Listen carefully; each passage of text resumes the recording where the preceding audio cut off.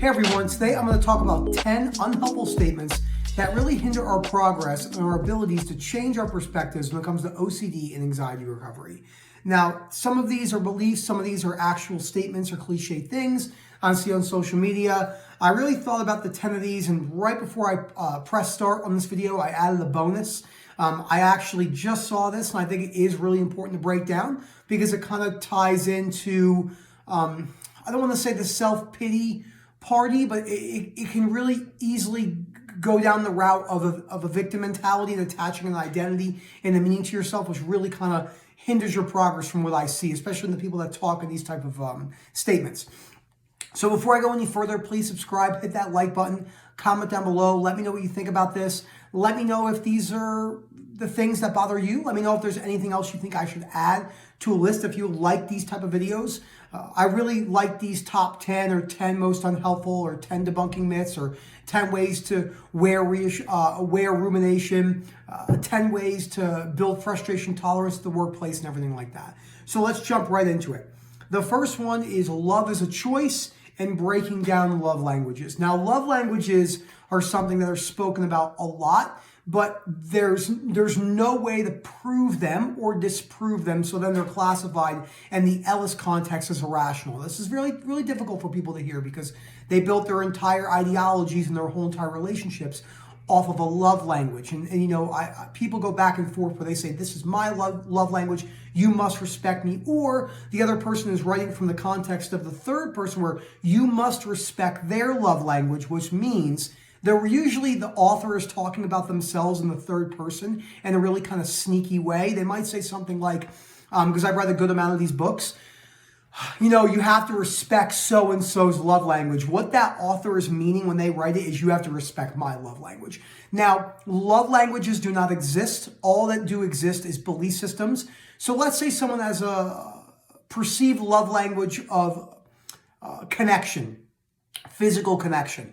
What that means is I have a belief that if I don't receive a lot of physical touch, maybe sexual intimacy and anything else like that, cuddling, holding hands, then the relationship won't work. That is a black and white belief and very easy to break down. It's very important to break that down. The reason why the statement love is a choice is such a reassuring statement is because so many ROCD sufferers go round and round and round trying to say, well, love is a choice. This is my choice. But then OCD will say, well, what if it's not a choice? What if you're lying to yourself? Whether you're faking it? You're never going to be able to disprove ROCD or OCD in general by just saying love is a choice. If it was that simple, no one would have ROCD. So it's really important to break down that there's no such thing as a love language more than likely. And the only thing that we have in all probability is a belief system around something physical or intimacy or mental or feeling wise, but it's not a language that is set in stone. Once the beliefs change, the languages can change around. I think that's really important to break down. So the second one is one that affected me a lot. Never let anyone step on your back. Now, I follow a lot of really talented athletes, climbers, baseball players, NASCAR drivers. I love when humans push the boundaries. But what a lot of them do is they spend all of their time trying to prove their worth to other people. Now, because this concept is so foreign to the way that humans operate, they operate strictly off the idea that if I'm not going to try and prove myself, then why do it? I have lots of goals and lots of ambitions, but I no longer need the approval from other people. Now, that doesn't mean I don't go towards those goals with you know, sometimes even unbalanced and all in many ways. Sometimes to achieve a lot of goals, there has to be a little bit of unbalance there. Accepting that you're going to be unbalanced is something we don't talk about a lot, but that really is a further stage of a perspective shift. You can actually accept that you're unbalanced, just like someone who's trying to recover from a drug addiction has to recover that they're still an addict until they get sober. It's part of the process. But never letting anyone step on your back is from conditional other acceptance and conditional life acceptance. Oh, I would never let them do that. I must prove them. And I always say, if you want to see what a good dose of conditional other acceptance will do, go to jail. Speak to gang members, speak to people who have committed crimes, and see how many of them did it on the backs of proving their worth, showing their respect to their gang or another someone in their posse or anything like that. So You can be out and someone can make a joke or make fun of you and you don't actually need to respond in the way that you think you do. But because then this is where conditional self-acceptance comes in. Because people say, well, I have to prove my worth, it's so understandable why this belief takes place. So it's really important to realize that this is a very irrational belief and gets a lot of people into trouble. This goes directly into point number 3. I kind of combine them, which is you must prove your worth and I can't be disrespected. I work with a lot of people who say this to me. I can't be disrespected in the sport. No one's going to disrespect me on the road. I'm going to prove them. And that's where road rage happens and potential physical altercations and marriages coming to an end because the other person doesn't want to have to go into a compromise. So those 2 and 3, never let anyone step on your back and you must prove your worth / I must be respected, really need some breaking down from the principles of Ellis and Stoicism. It's really important because I can't tell you how many people don't break these down and they hinder their progress because for me, as Rob used to say, anger is my Achilles heel. Sorry, I'm really thirsty. I just got back from the gym. Number 4. You must find the one. So in all probability, there's more than likely no such thing as the one. Now, how did I break that down? You say, well, Nick, you're married. Don't you think Erica's the one? I don't. I don't think Erica's the one because I don't think there is a one. I show my love for Erica. Sometimes I feel in love and sometimes more than others. Last night we were watching The Proposal with Ryan Reynolds and Sandra Bullock. And I was I felt very connected to my wife in that moment. It wasn't forced. I didn't have to think about it. It came very intuitively and innately. Sometimes my wife might feel that way about me in a moment and I don't feel it back and then vice versa. Sometimes I'm really in the mood. Sometimes I'm really kind of lovey-dovey and Erica's busy with work. She got things on her mind. And so many people take that as a sign. I'm not here to reassure you. Is that a sign? Is it not a sign? A lot of people take that as a sign they leave because they're constantly basing their relationship off of feeling. So if I died tomorrow, Erica would hopefully, I really hope she would remarry and find someone else. She has, an unlimited amount of great qualities. I would hope she would find someone else and that person might become the new one. Maybe they had even a little bit more in common. They had a stronger relationship and vice versa. If Erica died, I think she'd want me to move on as well. I don't think she'd want me to sit and cry for 40 years until I passed away. So yeah, it would be really important to realize that the one is just the person you're with now. Most people come together for a combination of socioeconomic factors, income, a lot of things in common and stuff like that. But it's more than likely not based off anything, an outside spiritual force such as the one. A lot of this stuff will be really difficult for people to hear, and you don't have to agree with me. These are just what we see if we really want people to break things down. Number 5, I left this one dead in the middle because this encompasses all 10 of them. And it's just as simple as I must be accepted. So, social media compulsions, changing lighting, changing the way you look, always needing to be accepted. Always thinking that you need to do well in school or your workplace or your achievements in your life. And if you don't achieve these things, you are silly, you're stupid, self-loathing, you're an idiot. So what you want to do is when you break down the I must, remember we have must, shoulds, and oughts. And if you want to learn more about that, the first book on the reading list at OCDrecovery.com can help break that down a little bit more. And that's the first book on the reading list, the Ellis book, How to Stubbornly Refuse to Make Yourself Miserable About Anything, Yes, Anything. And the preference would look something like this. I would really prefer to be accepted. Being accepted by other people, my peers and my colleagues, has a lot of great benefits. It can boost me up in economics. It can boost me up in monetary income. It can boost me up in social structure in a better marriage situation. But if I'm never accepted ever, which is rare to never be accepted, but it is a possibility. There are people who have done heinous crimes and acts behaviorally where many people did not accept them, but that doesn't mean they were chronically anxious and so forth and so forth. So that's really important. Number 6 is the basis of what we call conditional life acceptance and having a low frustration tolerance. Again, if you want to learn more about these lingos, just go to the reading list. Life must be easy. Now, this is a really hard one for people to really work towards because in our minds, our perceptions are based off our experiences, how we were brought up, arisen, the economic structure we were born in, the cultural background, our friends and family, what we were exposed to when we were younger, and that kind of like subconscious stage where you really didn't know your beliefs were forming, but they were forming. And then I had to look at the realities of life, about children cancer, about history, about North Korea, about Auschwitz, about Genghis Khan, about World War I, about Vietnam, about the plague in Rome during Marcus Aurelius' rule, around every single natural disaster and catastrophe and tyranny and dictatorship and mass killings that have happened and still happen today all around the world. If life was fair, none of those would happen. Now, I heard a great statement that said, freedom doesn't mean fairness. And when you want overall fairness, you lose freedom. I'll say that again. It's one of the best quotes I've ever heard. Freedom doesn't mean fairness, but overall fairness can lead to no freedom. Just think about that. Just something to think about. Great quote.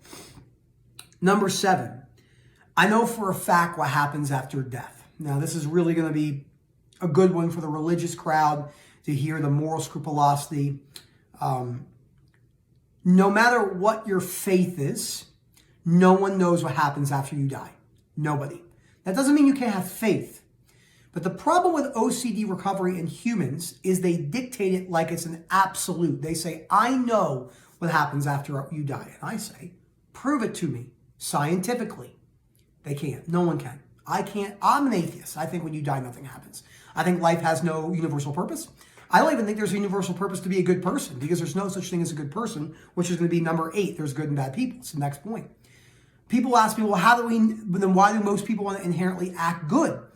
Because acting good behaviorally has been conditioned in many of us. Yes, there's people with genetic abnormalities and different brain structures and everything like that. But when you perform acts that people deem as not good, a bad act, so some people know, a lot of people know subconsciously that society doesn't approve of that, and it brings this kind of like a sensation that they don't like to feel. It all comes down to a discomfort and being rejected.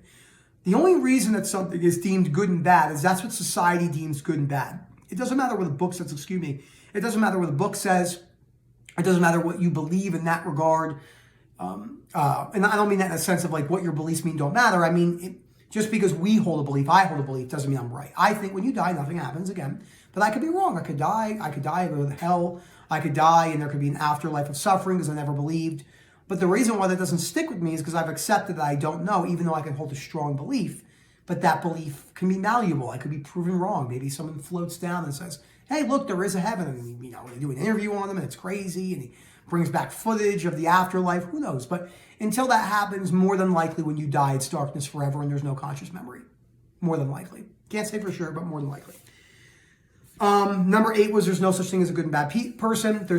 I don't believe in the bad seed theory, which is a serial killer theory, born inherently bad. No, there's people with different brains that we'll never be able to understand.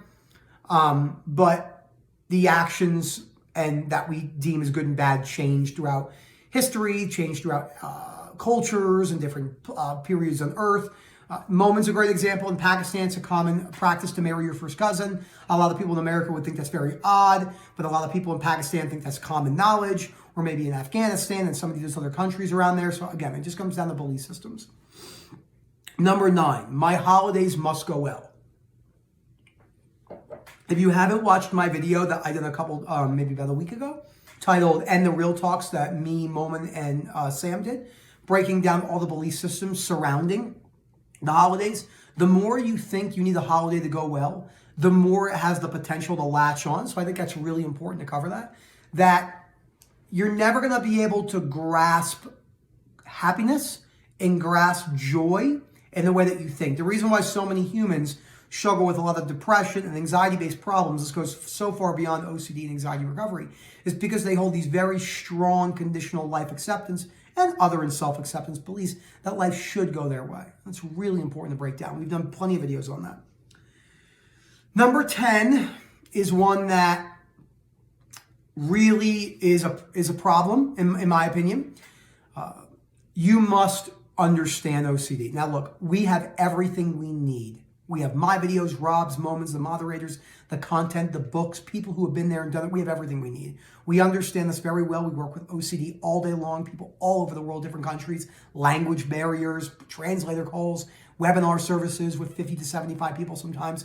We do this a lot because we're really passionate about it and because we've been there, Okay, it's not putting us on the pedal. We just understand something. Many people don't. Just like I don't understand what it's like to be worth $500 million. And if I was in the room with somebody who's worth $500 million, they would look at me and say, you don't understand because you're not worth $500 million.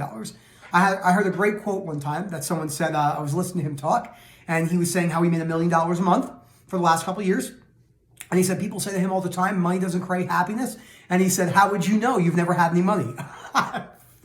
That killed me.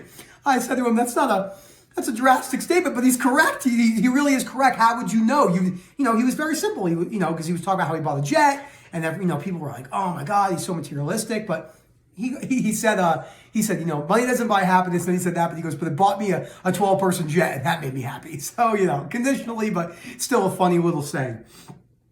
We don't need other people to understand our OCD. Yelling at them, telling them OCD is not an adjective, telling them, people are traumatized by not having people make OCD jokes. It's just not true. We know it's not true because I could be in a room of 10 people that could say something to me like, OCD isn't real, you didn't really have it, you'll never understand, whatever it is. And it would not sway my emotional disturbance, my pendulum swing would not move.